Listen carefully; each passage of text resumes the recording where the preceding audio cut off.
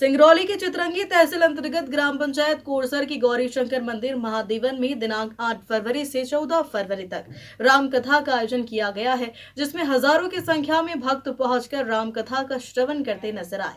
पूज्य देवी सदनता द्विवेदी जी श्री धाम वृंदावन के पावन मुखारविंद से रसमयी अमृत वाणी से श्री राम कथा का श्रवण करवाया जा रहा। आज 13 फरवरी को अयोध्या कांड राम वनवास की कथा सुन भक्तों की आंखें नम हो गई। 14 फरवरी को मर्यादा पुरुषोत्तम भगवान श्री राम के अयोध्या वापसी की कथा सुनाई जाएगी एवं 15 फरवरी को विशाल भंडारे का आयोजन किया जाएगा। राम कथा दोपहर 2 बजे से प्रारंभ होकर 5:30 बजे तक कही जाती है, जिसमें बड़ी संख्या में महिलाएं, पुरुष, बच्चे प्रतिदिन समय पर गौरी शंकर मंदिर महादेवम पहुंच राम कथा का रसपान कर अपने जीवन को सफल बनाते नजर आए। इस कार्यक्रम को सफल बनाने के लिए कथा समिति के द्वारा उचित व्यवस्था की गई। कार्यक्रम के संयोजक सूरज मिश्रा एवं आचार्य राम प्रताप तिवारी ने राम कथा में महत्वपूर्ण भूमिका निभाते नजर आए। सिंगरौली से बंशमणि द्विवेदी की रिपोर्ट। जो हमारे जीवन को बिगाड़ देता है। आज कैकेयी माँ के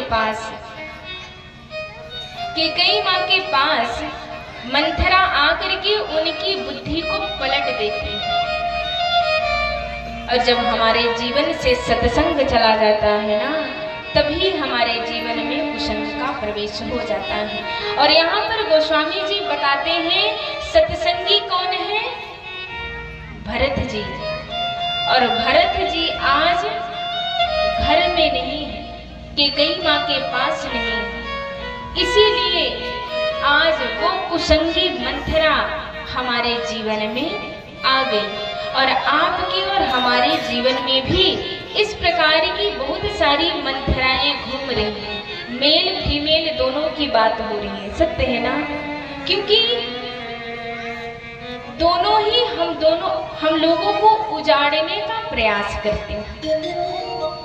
इसीलिए हमारे जीवन में जब सत्संग होता रहता है, हम कथाओं को सुनते रहते हैं ना, तो कोई गलत बोलने भी लगता है तो उसको शांत करा देते हैं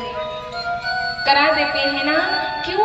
क्योंकि हम भजनों को इतना कर लेते हैं, कथाओं को इतना श्रवण कर लेते हैं कि हमको लगता है ये जो कह रहा है ना, इसकी बात सत्य नहीं है, ये झूठ कह रहा है, और उसको हम हटा देते हैं। इसलिए हमारे जीवन में सत्संग होना बहुत आवश्यक है।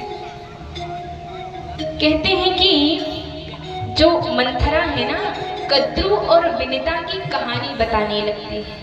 कहने लगते हैं कि कद्रू और विनिता जो है ना, वो एक दिन ऐसा ही कर रही थी कि उनके जीवन में भी किसी प्रकार का दुख आ जाता है। और ऐसा दुख आता है कि जो समुद्र मंथन के दौरान श्रवा उच्चाई नाम का घोड़ा निकलता है ना, उस घोड़े को देख करके कद्रू और विनिता के अंदर शर्त लग जाती है।